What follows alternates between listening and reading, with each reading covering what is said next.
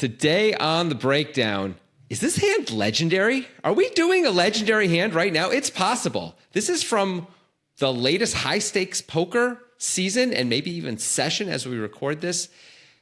Unbelievable amounts of money are going to go in, and let's just say nobody really has anything at all. There are going to be big decisions, big spots of should we go for it or not? Should we hero or not? And it's all for real cash, baby, cash money. It's like going to the grocery store, the coin store machine, and you go and you've got all your big bucket full of pennies and quarters and nickels, and you pour it in, and it's like, I can't believe I turned this trash into cash, baby. It's like that, and except for almost $1 million, and it's very exciting instead of the Coinstar. Although if you've ever used a Coinstar, it is pretty satisfying to turn a small group of change into like $20. All right, on the breakdown with Grant Dennison and Jonathan Levy.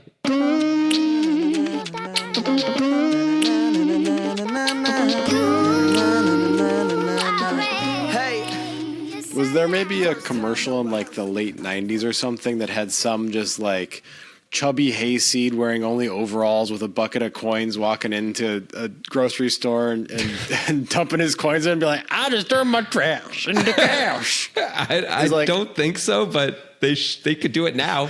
It would be great if they did it now. It is. I think Coinstar must be hurting pretty bad right now with the way the world economy has gone and the usage of coins and physical money in general. I think it's the opposite. I think people have less use than ever for change, and those pennies and stuff like that, no one accepts them. So like Coinstar's like, bring it all to us, baby. You've been saving it up forever. Get rid of it. There's no way you're going to spend it. I don't know that I think it may be a boom time for Coinstar. I don't know. I think your theory is that there is some boom time in the life of Coinstar. It may have already happened and have passed, because that is a finite boom time, because there will be the finite amount of coins for that type of boom time, right? Because it's not like people keep getting coins because they're not using cash and getting coins back. People still use cash much less than they used to. That's People my get point. Coins back much less than they used to. Yeah. That's true. It's okay. It's not something you might want to invest in. I'll say that if you were like, unless you're getting a really good price on some Coinstar machines. Yeah, great. Yeah. Also, they take like 7% or something, and it's like, I'm sure you're making money, but it can't be that good, right? It just can't be that good. How much money goes into a Coinstar machine over the course of a day at a grocery store? I mean, maybe in 1997 it was like a lot. Maybe, I don't know. But I mean, does more than $100 worth of change go in any particular day? Seems unlikely. If that's $7 a machine per day, I mean, okay, there must be another revenue stream for this. Is something we should have done a whole podcast on this. What the fuck is Coinstar? There must be another revenue stream besides the VIG. They must have some secondary revenue stream that like they can smelt the coins into some sort of fabrication metal. Maybe it's a front. Ultimately, it's just a laundering money scheme. Because I mean, you're like, hey, we got this $7 million this year, and it. What do we know? Yeah. It's all in quarters. It's definitely not from prostitution. That's for sure. It's from Coinstar. Do prostitutes have to launder money? I don't know. The mafia who runs prostitutes do. Fair enough. Yeah. Yeah, they probably do. Yeah. Fair enough. Okay. Yeah, you should have known that. I know it now. And it's good enough. All right. Poker related. All right. Yes. Alan Keating. Love him or hate him, he makes good content. I don't think anybody hates Alan Keating, but nobody actually hates Alan Keating. They have divided opinions on the quality of his play. Let's put it that way. Correct. I think that's what it is. Like Tom Dwan said back in the day, Alan Keating was a pro-level player. Right. I have defended Alan Keating, saying that I believe that if he tried, he could be quite good. You took the opposite route. Yep. But no matter which one of us is right, we're both entertained by him, and he makes for good poker watching. That's for sure. No question. I want to correct the record slightly, which is I said the act of not trying is part of not being good. That was part of my argument. Like if he tried, it's like, well, if you don't take it seriously enough to try, that means you're actually not good. But that's a separate debate. Let's not have it again. That's fair. Let's get into this. So do you then agree with the other piece of it if you remove that part of it, that he has the ability to be good? I would have said I didn't really know because I've seen him play I haven't seen him play that many hands, and the ones I've seen him play are always so trashy and absurd and ridiculous. It feels like he's not really. I wouldn't necessarily say, oh, wow, I've seen him make this elite decision. I don't know that I would have said that. I know interesting things happen in this hand specifically that may change the narrative for me a little bit. So I'm open to it. I've always been open to it. I remain open to it. I remember our specific debate was Alan Keating and Brandon Steven, I think. That's right. That's right. Yeah. No, that's right. And I It was might saying have been like, somebody else. Steven's It might have been fine. somebody else in Brandon Steven who was. No, it was not. It was not Alan Keating. It was Nick Airball. Oh, like who's actually better? Yeah, yeah. And I was like, obviously, Yeah. really? I'm on It Team was Nick Airball on Airball? that, but Yeah. I actually think Keating is. With removing the trying portion and forgetting that that's a piece of being good, I think Keating is definitely leagues ahead of both of them. That's my. Okay. Like I think his technical ability is probably pretty good, but he just doesn't care. Anyway, let's talk about this hand that he plays because it's fucking bananas. Let's do it. I'm excited. Yeah. This was suggested by Just a Guy Getting By, Phineas Dickman, and Mike D'Angelo. Mike D'Angelo, who knows poker guy's history better than us, he claims, maybe he knows it because it's part of his history too. He claims that he suggested the first ever listener suggested hand for the breakdown, which was the Phil Ivey versus Tom Dwan ace-6 against 8-9 hand, where Ivey almost called with the ace-6. Classic confrontation. That was the name of it. Yeah, back when those videos were big deals, man. That was a good one. I remember those days. Yeah. Oh, well. Moving on. Then anyway, now we're old and we have no prospects. 200, 400 are the blinds. It's high stakes poker, so there's a lot of chips on the table. The blinds are less relevant than the effective stacks, I would say. Steve, I don't know who Steve is. He looks like just a typical white rich guy. Oh, Steve is a rich guy who also doesn't care, does really weird stuff. He's just out there, and he's not good, but he's out there. Okay. I haven't seen this. I started watching this high stakes poker season, but I haven't seen this session, so I don't know anything about the guys who haven't been on there before. Steve's got 675 in front of him.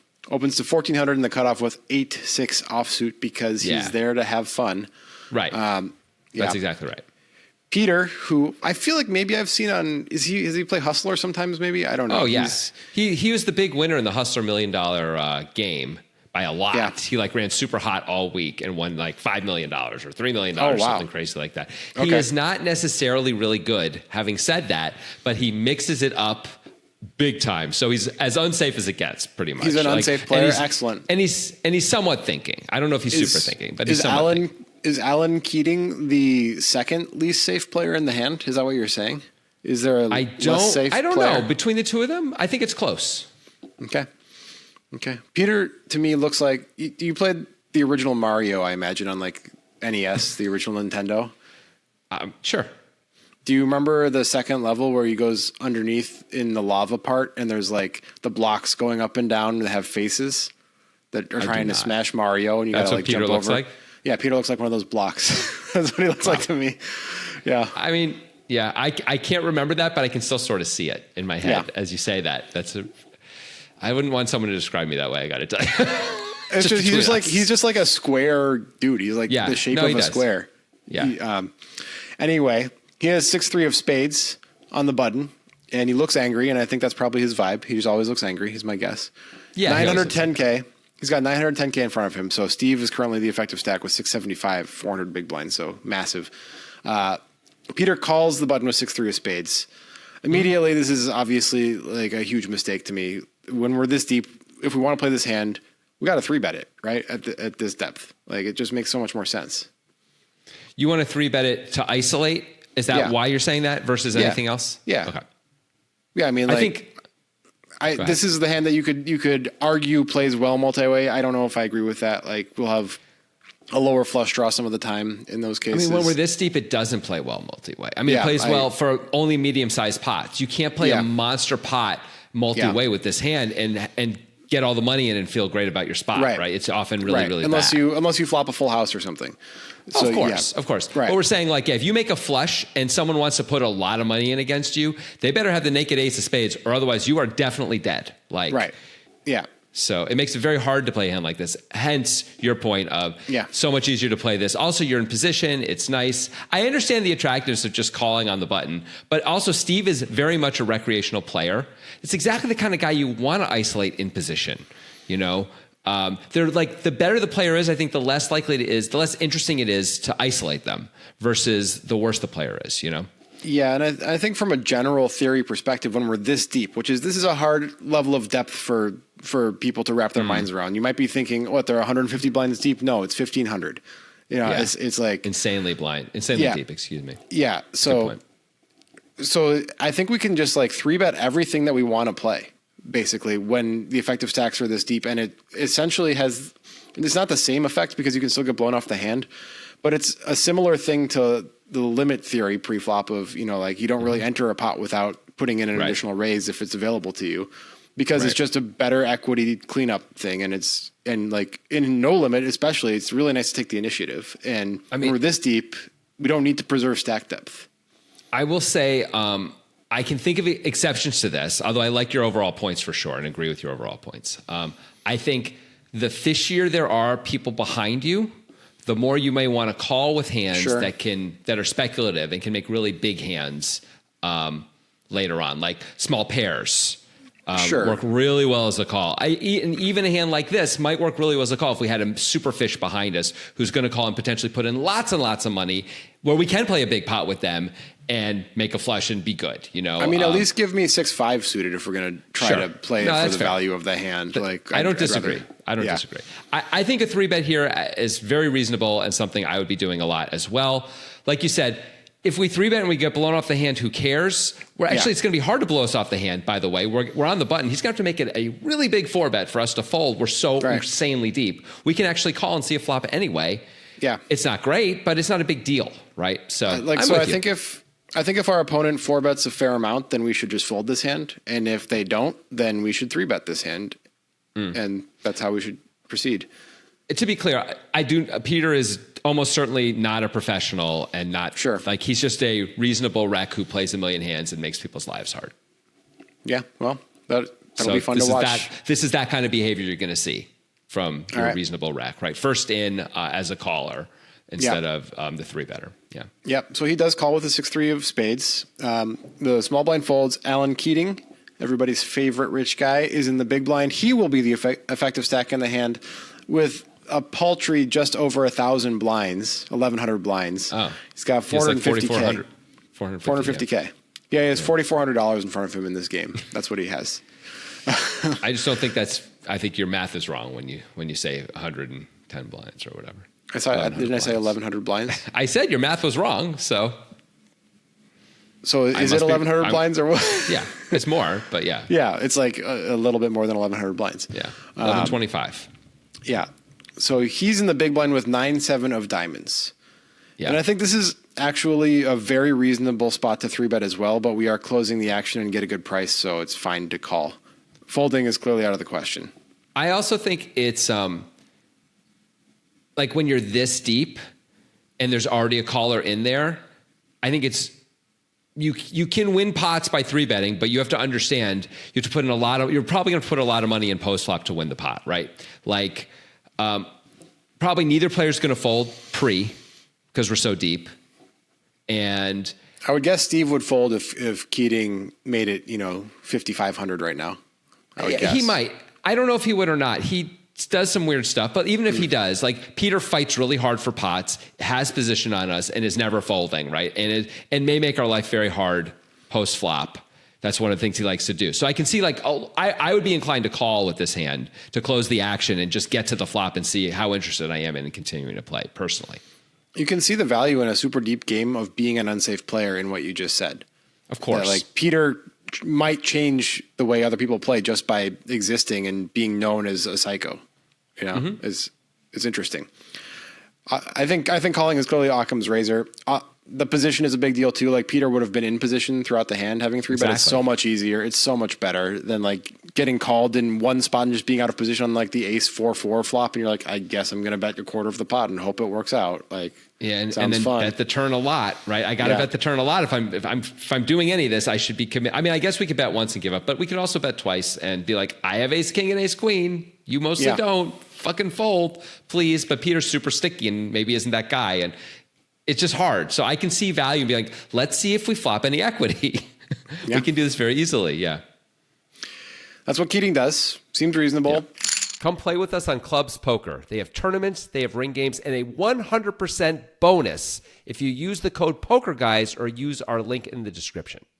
It is a lot of fun on Clubs. I have been playing on Clubs, and I have been genuinely impressed by their software. They have great games all the time, and redemptions go direct to your bank account. There's no crypto involved, none of that BS. It's a US-based company. Come play with us on Clubs. We'll see you there. 4,800 in the pot. The relevant hands are going to be Keating and Peter. Keating with 9-7 of diamonds. Peter with 6-3 of spades. Ace of clubs, 7 of spades, king of spades. It's not like these guys are flop monsters here. No. Steve flops nothing. 6 high flush draw for Peter. Keating with bottom pair. No real kicker. Keating checks. Mm-hmm. Steve decides this is his board. He bets 4K. I can justify that. It's fine. He should bet. Yeah. All right. As Peter, what's your mix on this situation? I'm almost exclusively flatting here because our range disadvantage is so huge, and I don't even know what story we're telling except pocket sevens. I guess ace 7 suited, king 7 suited a little bit, but even those don't love it. Like ace king sitting there, right? Like if we're going to play a big pot, I'm not saying we wouldn't raise with those hands. We really might. You could be reasonably raising any 2-pair combo. I think it's a call though. We have position. I like it. We're not worried about Alan Keating. We're worried about Steve, right? Mm-hmm. If Steve keeps firing, we get to make decisions about how we want to play it later. But I just don't think it's a good story at all to tell. And we should be trying to tell good stories. Now, maybe against Steve, we don't have to as much. But Keating's just got a lot of auto folds here. So many auto folds. And if he just calls, actually, that's not even that bad because we can play the hand more straightforwardly on the turn, right? It's going to check through a lot on the turn. Like blind to the other player's hands. Alan's checking almost always. Mm-hmm. Steve, if we get 2 callers, is almost always checking. And we can decide to check because we think we don't have enough fold equity and take our free card, make a flush, and win the pot, and probably get called by one of these weird dudes, even. So I think there's a lot of value in calling here. I like it way better. Obviously, we're never folding. Way better than raising here. What do you think? I agree with everything that you said. Cool. I think the stack depth lends it to be a little bit more like stack depth kind of covers up the holes in the boat a little bit sometimes where it's like you can kind of justify it due to the stack depth. Now we can really start to threaten something later on. We can really make this much more likely for us to win the hand and a lot harder on our opponents when we play it this way. But there is a clear range disadvantage and we're really, unless we're known as a tricky, trappy player, not supposed to have the top end value here. We don't have ace king, like you said, aces or kings. No way. That piece is a bit problematic, and I do agree with your ultimate conclusion. We might not even have pocket sevens here as Peter. Yeah. That might be a 3-bet. Like we may literally have king 7 suited only here as an actual hand that we could show up with. That's really problematic. Well, I didn't see when he made his run to 5 million, and I haven't seen any Peter content, so I don't know if I know he's an unsafe player based on what you've said and based on how people react to him, but he might be the type of unsafe player that just flats a lot pre-flop and is not necessarily 3-betting those hands. I don't know. I don't think so, but I don't know either. I honestly don't remember. I know he gets involved in a lot of confrontations. That's all I can really say. Yeah. Anyway, he does make it 13K. Yeah. And here's where things get interesting, and I already can see the wheels turning for Keating and why he does this. Yeah. Keating 3-bets to 41K. Again, he has 7-9 of diamonds, no back doors. On ace of clubs, king of spades, 7 of spades. The first piece of this is that it's hard for Steve to have a monster. Steve can have a monster. He's uncapped. But it's still hard for him. It's hard combinatorially just to have a huge hand. It's just not that easy. Mm-hmm. The second piece to me is very clearly tied into what you said of what Peter's value range is. It's maybe 7-7, king 7, and ace 7. And guess what Keating has? Yeah. We have the perfect. That's the pair we want to have somehow. You don't want to have an ace here. If you're going to make this play, you actually want to have the 7. Because like you said, all Peter's value has a 7 in it. Right. So Peter has a lot of draws because we remove a lot of his value. This is honestly kind of brilliant from Keating, I think.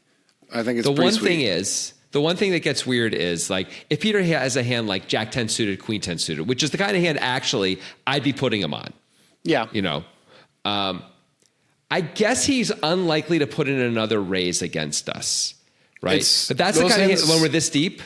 Probably those hands are scary because ace-x of spades is available. for Keating here because the ace is a club. So interesting. Yeah.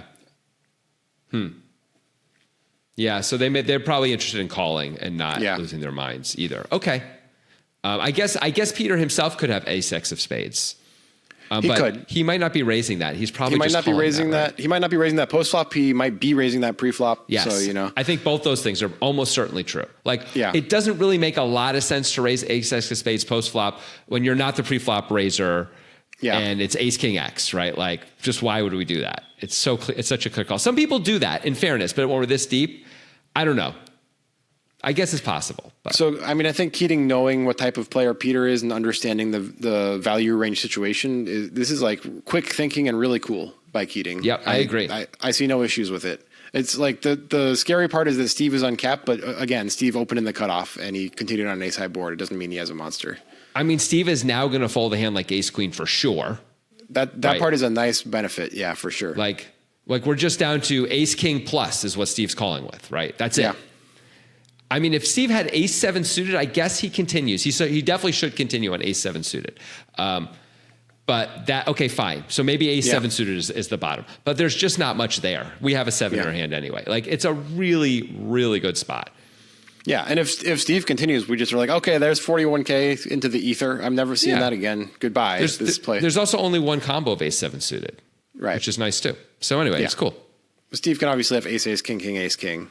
And there's plenty of combos of those. Well, we're going to, as soon as he calls, we're done. Right? Yeah, we're never over. putting another dollar in this pot. Like a seven could come on the turn. It's going to have to come running sevens for me to want to put another dollar into this pot in any real way. Yeah. Maybe small amounts. If we could check call small amounts if we hit a seven on the turn, right? Because we're beating ace king. But that is it, man. Yeah. Luckily, Steve folds for Keating. We're obviously calling if we hit trip sets. Right. We're calling big bets too. And I genuinely love this play from Keating, no matter how it goes so far. It's really a high wire act, though, man. We're even out of position, which makes it so much harder to play this. Those are the most fun to do plays. This out of position. The high wire acts are the best, most fun plays. Yeah. Okay. All right. As Peter, what do you want to do here? I mean, like, should we just dump it? It's a 6-high flush draw. We have the backdoor straight draw, but that's really unlikely to come in. I absolutely want to dump it right now. What hands does Keating really have here that he's doing this with? I think he's doing it with what are often much better flush draws, i.e. combo draws. Yeah, queen 10, queen jack, jack 10. Yep. I just don't see that many worlds where we can get paid anything. I don't know that our implied odds are there in any good way. There's a lot of reverse implied odds, but when the spade comes, do we really think Keating's going to pay us off? I guess if he has ace seven exactly, maybe. I think Keating, he has 7-7 sometimes too. Keating does. Yep. He does. But there's not that much there to pay us off, even if we get there and he does have a worse hand, let alone all the times when we get there and it cooks us. I think we 100% should fold right now. We're done. That's what I want to do. I agree with that. What do you think is the best course of action for Peter if Peter had queen jack of spades? Ooh, I think we just call. Yeah. I don't think.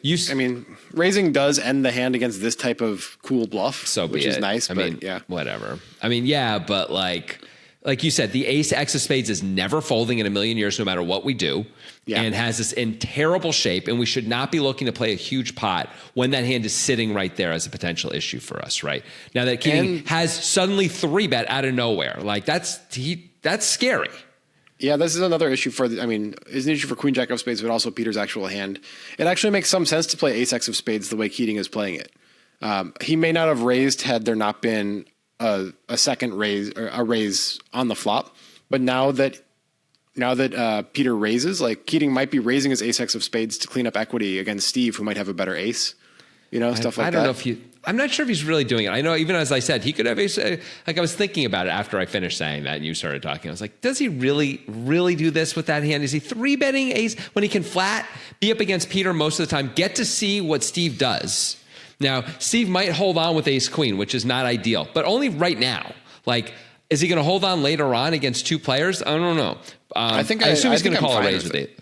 I'm fine with a 3-bet with the ace X of spades here against this player profile. Yeah, I think it's totally fine. What happens when Peter just has 2 sevens? I guess we may think he can't have 2 sevens. Yeah. Very much.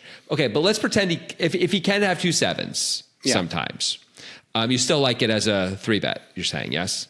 If he can have it, sure. Because, I mean, if He knowing doesn't have it Peter, much, but like, I don't necessarily think that we're going to get paid with ace-x of spades if the spades come in. I think there are more opportunities to win a bigger pot if we 3-bet. It's a hand that we could just 3-bet and never fold against a player profile like Peter, whose range is really capped. You know, it's not that bad. And maybe we can get it in a dream spot against like queen jack of spades. Yeah, exactly. Where Peter's like, you know what? Fuck you, and puts in a big raise, and we get to just roll with it right now. Yeah, like that's and really we're just good. Like we're dodging a 10 and we're good. You're like right, and we try and get it all in where we don't need to hit. Like hitting a spade is great, but like otherwise to get all of his money, we actually have to hit the spade to get all the money, right? Or we have to get him to bluff and hold on ourselves. This way we get it all in right now. It's obviously a little dodgy to get 1,125 blinds in pre-flop, or sorry, on the flop, effectively 1,100 blinds. With one pair, even with the nut flush draw. It's not great, but there are hands we can come up with. If there's a scenario, I mean, like we can maybe consider getting a little bit scared if Steve continues, but assuming the most likely scenario is Steve folding, which it is, like Peter's range being so capped means that I don't really hate it that much here. Like we're never that far behind unless he has 7-7, and then it's still okay-ish. It's not great, but it's okay-ish. It's not great. It's really not great. Also, Peter would really know that 7s are the best hand against Alan Keating, right? Yeah. Like he's good enough at poker to know that for sure. You know, all of this is evidence that the 7-9 of diamonds is a really cool bluffing hand because, you know, we block that one hand. Right. But all of this is not to say what Keating should do with ace-x of spades. It's to say that it's possible that he would play ace-x of spades this way. Agreed. Which means that Peter should fold, you know, along with other reasons that Peter should fold. Absolutely. By the way, Jack 10 of spades, Queen 10 of spades, or just any other 2 spades, which are almost always going to be better than the hand that we have.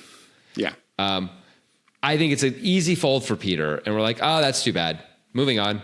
Well, unsafe players don't make the easy folds that you make. They do not. So Peter calls. They fight. And Peter fights. They are big time fighters. Yeah. Yeah. 90,800 in the pot. So just, you know, over 200 blinds already. No big deal. Turn is the 6 of hearts. So Peter does make a 6. He has bottom pair, no kicker. We are beating some things now. It's actually kind of great as Peter, right? Yeah. We are beating some spades. That is true. Okay, as Keating, getting called wasn't our ideal scenario, but we expected it to happen at least some of the time. I mean, we should have expected it against Peter. If Peter's calling with this hand here, we should know that he's not folding his flush draws, right? Yeah. So I guess we want to charge the flush draws the maximum here, right? Because like we still block all of his value. I mean, we can go either way. We can charge we can charge the flush draws for sure, or we can just go into bluff catching mode and let him fire away at us. If he's got us beat, I mean, I guess, is there a scenario where sometimes we get a better hand to fold? Is that possible? I'm trying to think if there's any hand at all out there. If Peter had like the ace deuce of spades, we could bet big enough that he would at least consider folding the turn. That's actually incredible. I don't think unsafe players are folding the ace-x of spades on the turn. You're right. They're not. I'm just losing my mind. I don't think anybody $100,000 he's calling. Yeah. Yeah, that should not be our target. Again, we don't think he has a lot of that because he didn't raise pre-flop and he did raise on the flop, right? So Right. So we think his value again is blocked by Keating. It's probably not 7-7. He might have king 7. He might have ace 7. Those are possible. Yeah. I don't think it's likely that we're going to fold out any of the 2-pair plus hands, but let's not try to do that. But we should. Let's try we can try and charge though. The draws. It also gets weird if we get into check call mode and we just like give him a free card with the spades. I'd rather charge the spades. Okay. And keep our story open. Our story is super wonky if we 3-bet and then check. Even check call, it's just hard to have a really big hand there, right? Like we don't really have a set of 7s ever when we do that, right? No. Like it's just such a weird way to play that hand. No, I think we're betting is a Sean Winterer move, you know, keeping the options open. But we have to bet big, which is something that Sean Winter is usually not interested in doing, right? Well, we have to bet big enough to charge these. I don't know if Sean Winter's touched a cash game table in his life. So he's playing tournaments. He's playing like 21 blinds effective and somehow managing to let the TD let him bet half a blind on the turn. So to be fair, we don't have to bet that big. We can bet half pot here. We're giving Peter the wrong implied odds to continue if we're check folding on a spade anyway, which I think we are. I think against an unsafe player, we have to size up a little bit. just to like actually maybe get some folds.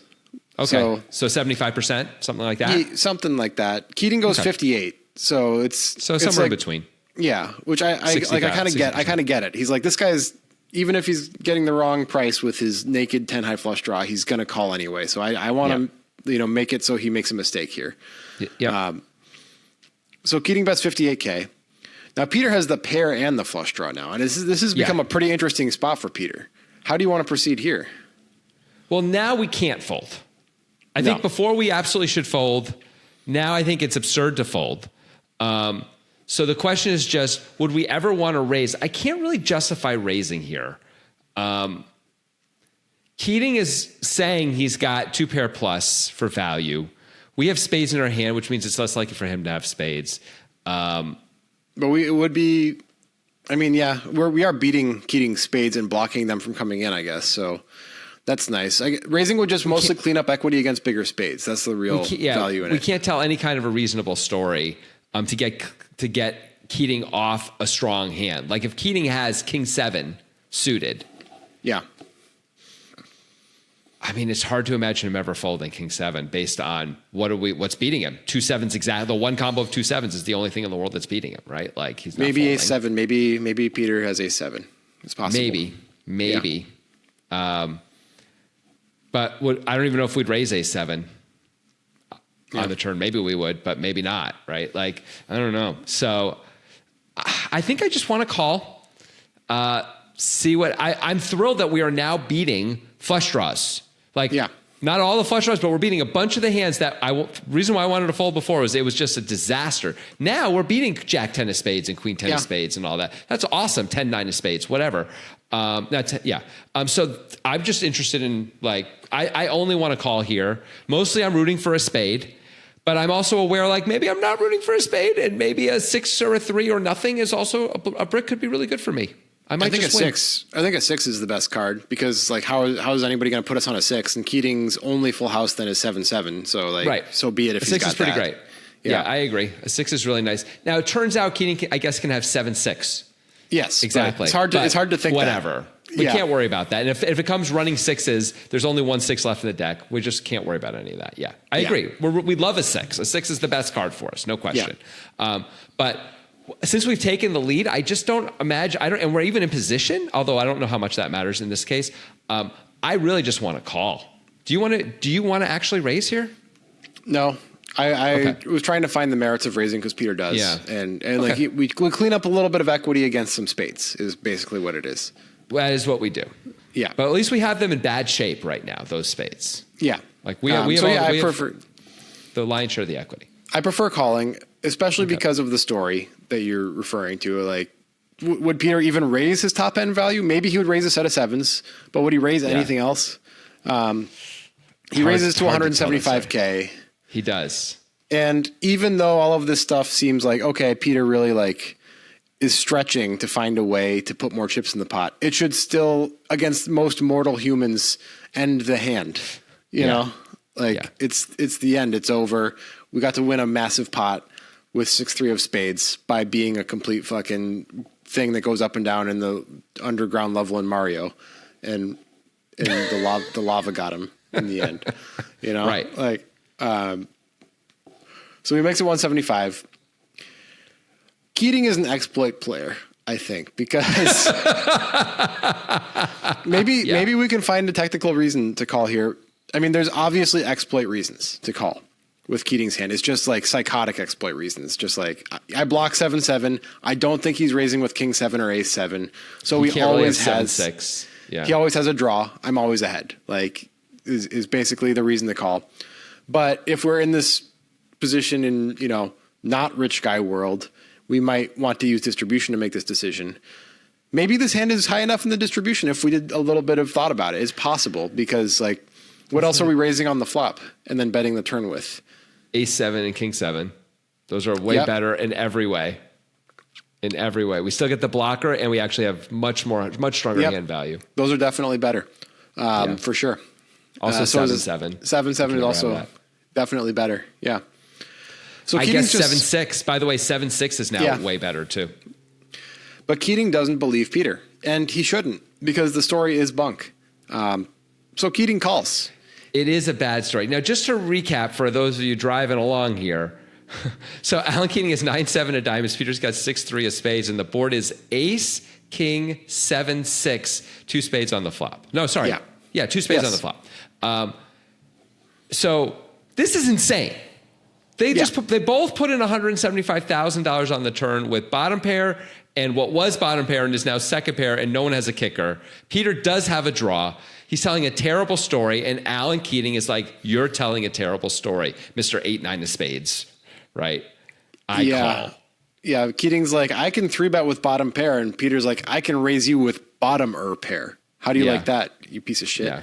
Well, I mean, Alan's not telling the greatest story in the world either, but Alan can have king 7, ace 7, 7-7 more so for sure.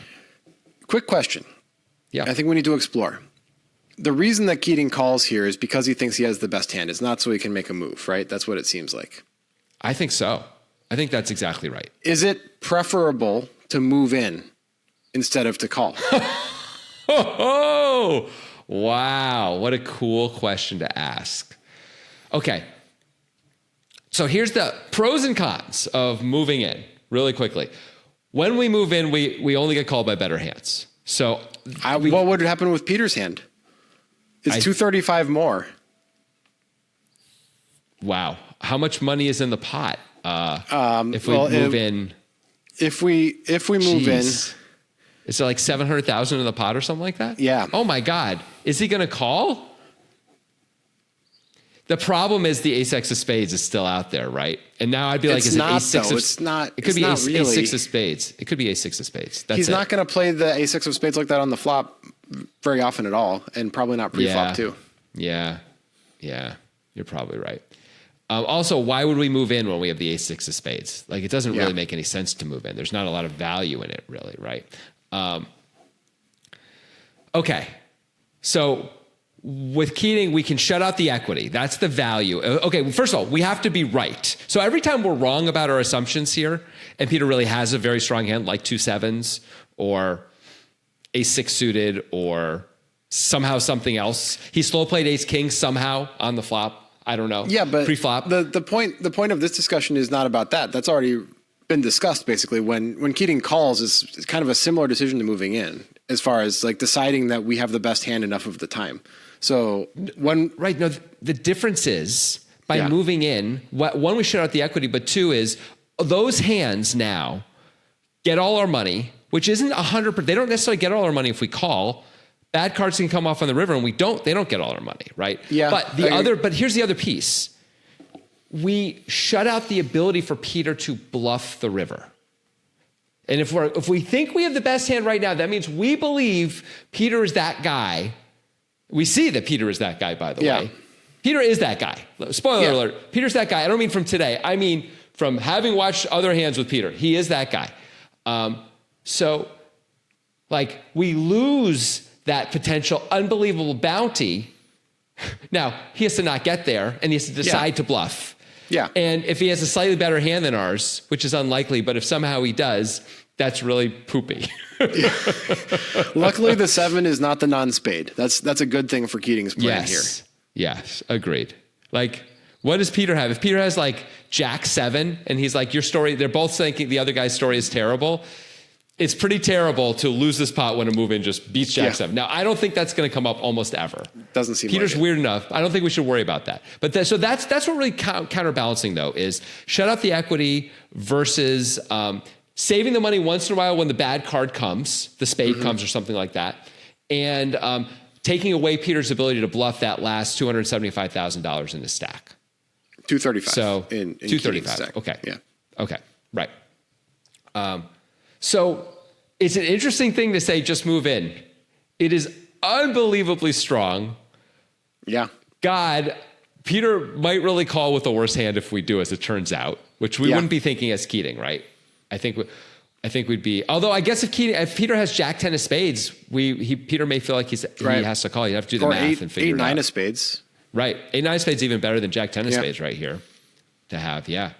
Oh, that's interesting. The combo draws may be forced to call us, and we make sure all the money gets in. Yeah. So, which we prefer. We prefer that rather than letting him see if he gets there. Yeah, and then not having to put any more money Yeah. in. And also us playing a little bit of the guessing game with which combo draw do you have when Right. a bunch of straightening cards come in, Yeah. right? When we might make a bad fold sometimes or make a whatever it is, I guess the bad call won't matter because we're losing that money either way. Wow. Okay. In theory land, I think it's cool and great. In the real world, it feels like impossible to get my head around actually moving in for another 235K here. I got to tell you, when we think his story is bad. And I'm pretty inclined to call. Calling is also insane. Like we're on an insane track. It is insane either way. It's true. We're outside. It's absolutely insane either way. We're outside the safe realm of the safe playing of poker. We're not playing safe poker here. Yeah. So I think calling and moving in are both like commendably psychotic plays that are reasonable. Okay. You can justify both of them, even though they're psychotic. It's against a psycho, at least. When two psychos clash, that's how it goes. Yeah. So Keating calls. Okay. And great. The pot is 440K, and Keating has 235 effective. And the river's the 4 of hearts. It's not a spade. It's not an overcard. So if somehow there's 8-9 of spades, 9-10 of spades, 8-10 of spades, those none of those are getting there. Only a few things came in. 8-5 of spades came in. And 5-3 of spades came in. That's it. Okay. Yep. And 6-4 of spades. Oh, right. 6-4 of spades is now beating us also. Right? Yeah. Okay. But would 6-4 of spades move in after we check, which is no way what Peter does. Keating checks predictably. Yeah. I think it's a pretty clear check back with any 2-pair hand at this point, right? If we had ace-7, I might just be like, I check. I don't know what the fuck's going on. No, I mean, a set of sevens. I don't know. A set of sevens is looming. Is he going to? I guess he could have king 7 and decide to call because our story is weird. I guess. But I don't know. I'd be afraid to move in with that hand for sure. Yeah. Yeah. Peter's not afraid to move in with a 6-3 of spades as a bluff, obviously. Yeah. All right, what is Peter targeting, and is it a good idea? So these are great questions. What is Peter targeting is such a good question. The ace-x of spades is all I can think of. What other hand is he targeting here? He can check back against queen jack and jack 10 of spades and win. Right. If he thinks those are there, yeah. Yeah. I could see ace-x of spades being very uncomfortable, though, if we move in here. Extremely uncomfortable. Like, I have like ace 2 of spades or something like that, and am I going to really call here? I mean, those hands are absolutely supposed to fold. Those are really bad hands in the distribution. Yeah. We'd want to have a 7 in our hand. Right. Any 2-pair hand that Keating ends up with that has the ace of spades in it maybe should be a fold hand anyway, from a distribution perspective. But except maybe if you have aces up, we could consider calling now because we're beating ace 7 and we're not beating. We're only beating king 7. God, we're still only beating king Peter's 7. Not moving in with those hands, right? Like he's just going to check back and hope it's okay. You'd think so. We look like we're not folding. We have half a pot left. We just called that huge raise. Like, oh my God. Yeah. Okay. Yeah. So the hand that's such a good call on the turn now is a nightmare on the river. I'm saying the ace-x of spades. To have to check call again. So that's what Peter's targeting for sure now, right? Like ace-x of spades. Because that's it.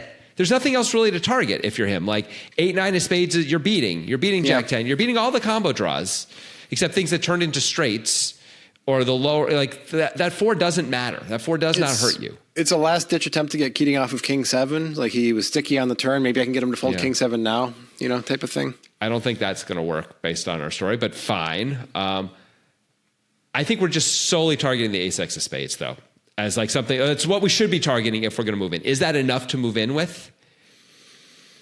I don't know. I mean, it's so hard to put Keating on a hand like he has, like the 7-9 of diamonds here. Oh, so yeah.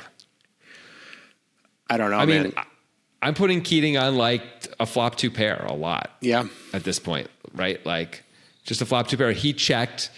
I guess once in a while he could have that combo draw that missed. We get to check back and win against those things. I'm not at all convinced the flop 2 pairs are going to fold. If we really had a chance to think about it as Peter, and I wouldn't expect him to do this in real time, but like Keating, if he has a flop 2 pair, has a 7 in his hand always, and that's the kind of hand he should be calling with. He blocks our most obvious value.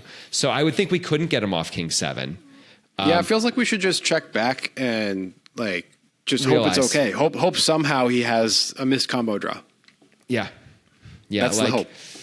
He can have some of those. This sucks that we decided to play this hand this way. We didn't have to do this at all. There's so many ways to have done better in this hand. We three-bet pre-flop. I assume Keating's usually folding 9-7 of dimes. Actually, he might not be. He's Alan Keating. He might flat that hand, but whatever. That's a separate conversation. I think we win post-flop if we three-bet, though. We absolutely do, because now we have all the big hands. Yeah. We're telling a much better story. No question. So the 3-bet works by a mile there. Also, just folding when Alan Keating 3-bets on the flop itself. That's the other obvious decision. And then if we just had called on the turn, which is what I was advocating for. Then we could see what happens on the river. Maybe Keating checks, who knows? Like, we don't know. Maybe Keating checks, maybe we bluff catch, maybe we fold. We get to decide what we want to do. But we don't have to put in all our money here for no reason. It's not no reason, but for what feels like thin stuff where we're really just attacking the ace-x of spades. I don't know what else we're really reasonably attacking. And again, Keating might not play the ace-x of spades like this. He might, but he might not. Yeah. All right, well. I think we have to check. And it's I do too, but Peter moves in for 235. Okay. Unsafe. Guess what? Keating here we are. Doesn't snap fold. He's got not those scary hands. He's got just a 7.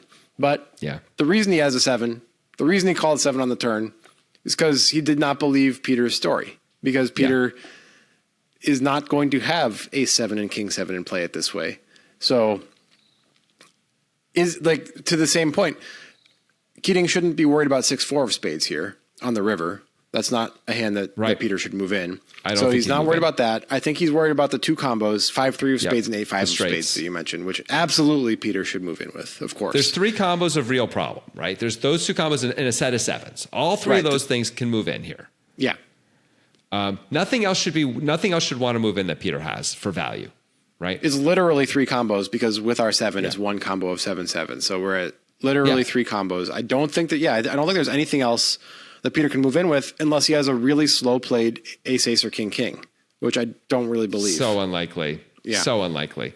So now, okay, we're losing to 3 combos. And if we think Peter is totally capable of losing his mind with all the flush draws, well, we can definitely come up with more than, we don't even need to come up with 3 combos, by the way. We need to come up with like 1 combo to be able to make this call. If Peter's going to move in with the jack 10 of spades, it's probably enough to call based on the price we're getting, because we're getting like 3-1, right? So that would be fine anyway. If there's only 3 combos of value, I can come up with multiple spade draws as long as Peter's the guy to actually move in with them. Now, I think it's clear he is, which is another reason, going back to the turn, why maybe it's actually valuable to call sometimes with this hand rather than move in and shut out the equity, because Peter is going to move in with all these hands. Like if it's a guarantee he's moving with all these hands on the river, then we get to snap him off and get all that extra money. And it's at least, fold when a spade adds comes. to the value of it. Yeah, and fold when a spade comes. Yeah, we just always fold when a spade comes. It really depends on the type of player we're against, for sure. It'd really suck if Peter was just doing some sort of weird thing where he had like king queen or king jack with the backdoor club draw and just like is turning that into a bluff still. Like that would really suck. Because there's got to be at least like, we got to add like at least a couple combos of stuff like that just, because you just don't know what's going on in poker. Sometimes stuff like that happens. You know? I was going to say he would just check that back because he's beating the flush draws, but that's what he could do with the hand he has, and he chooses not to. So I think you're right. He can show up with that hand, and what a disaster that would be. Real disaster, real bad. So if he can have some of that, we should allocate a little bit of that. But he has enough missed flush draws. And if we believe he's moving with basically all of those or a big chunk of those, then it doesn't matter if we allocate some king queens and some other dumb stuff that he's moving in with. And it's fine. Yeah. So in a pure categorical decision that does not rely at all on distribution, Keating does decide to call because he doesn't believe the story. And I think if he was doing a more technical analysis of the situation, he would probably, fold some hands and call with some hands, even though the story is bad. And this probably would end up in the fold bucket. But I don't know. We don't have a spade in our hand at all. We like that. We have the 7, which is the keyest. You just want to block, some of the straights. I don't think we would be here in the first place with a spade in our hand. So I don't think that's relevant to distribution.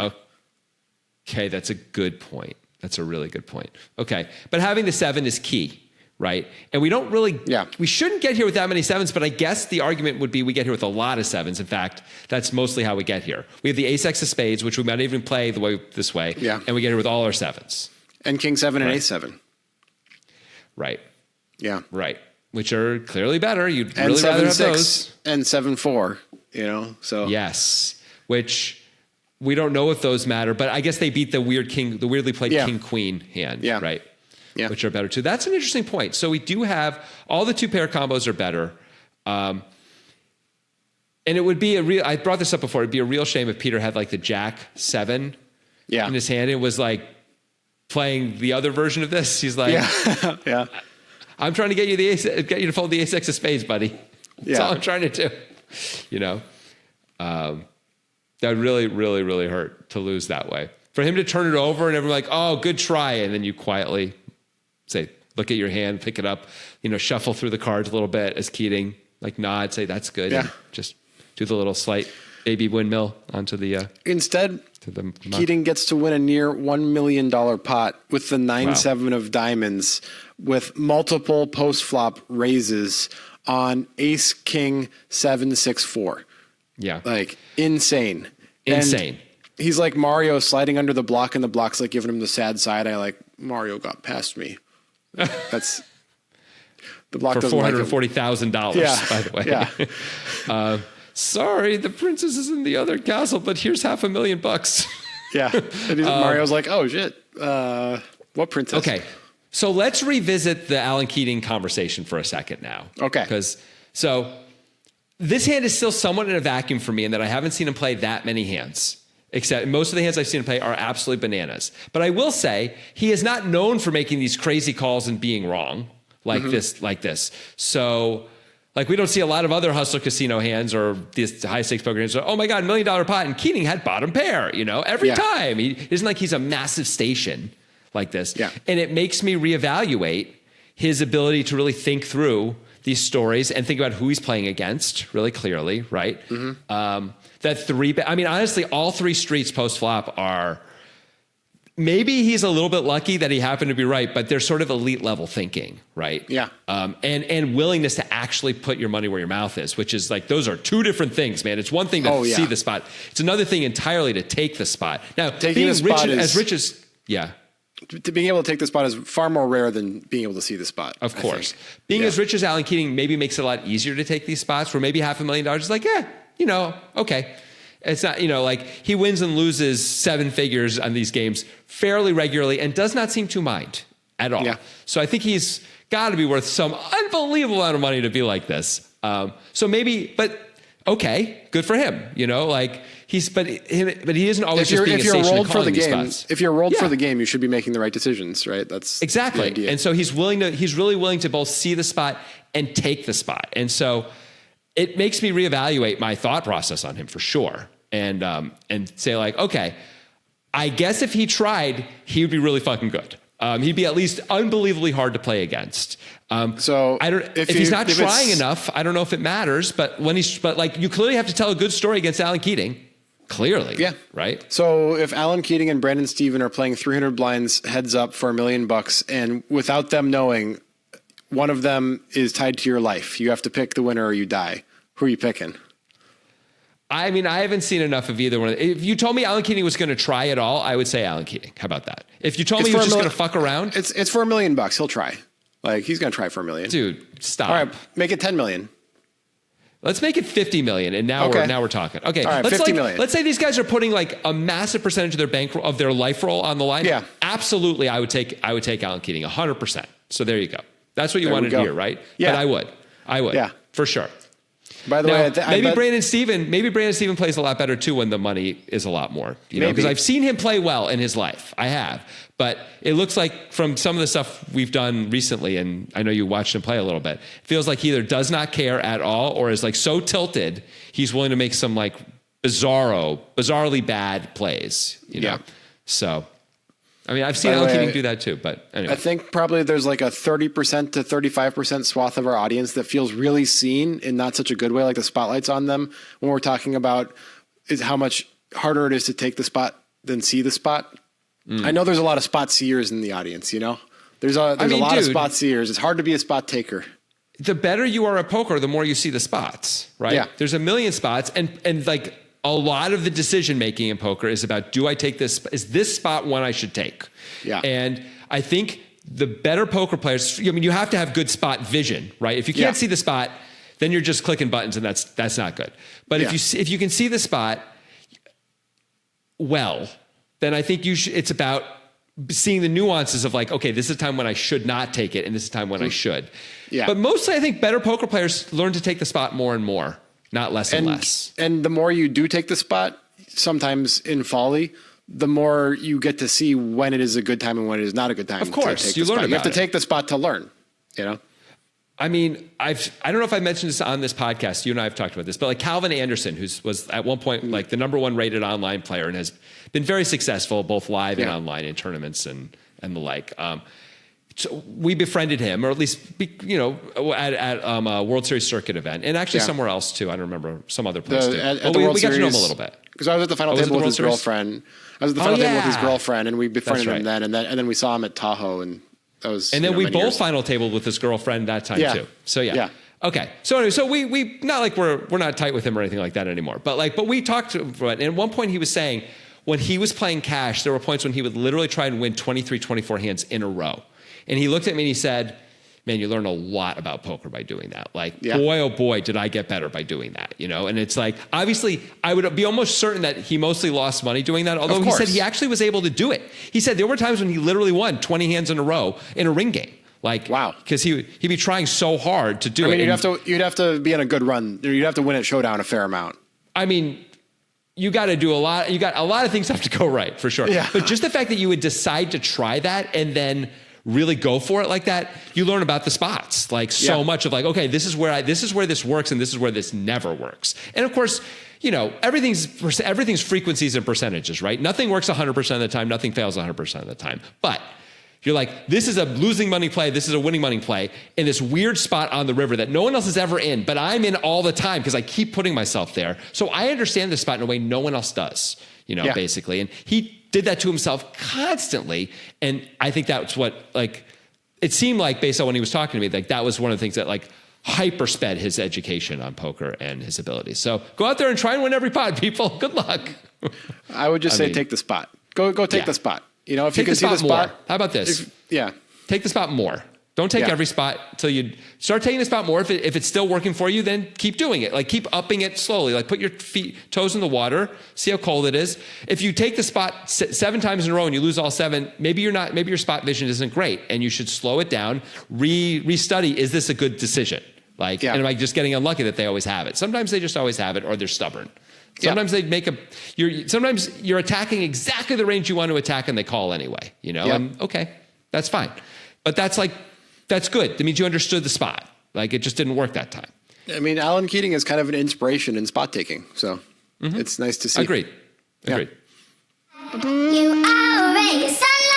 Music is my sunlight, and all I need is one mic, and I can show every single MC how it's done right. Every time I come by, I'm bound to leave them tongue-tied. I'm sipping on liquor, a quitter is what I'm not. We got one life, and I took a minor break, but I'm back to claim the throne. And gonna be traveling the globe, and still have time to make it home. And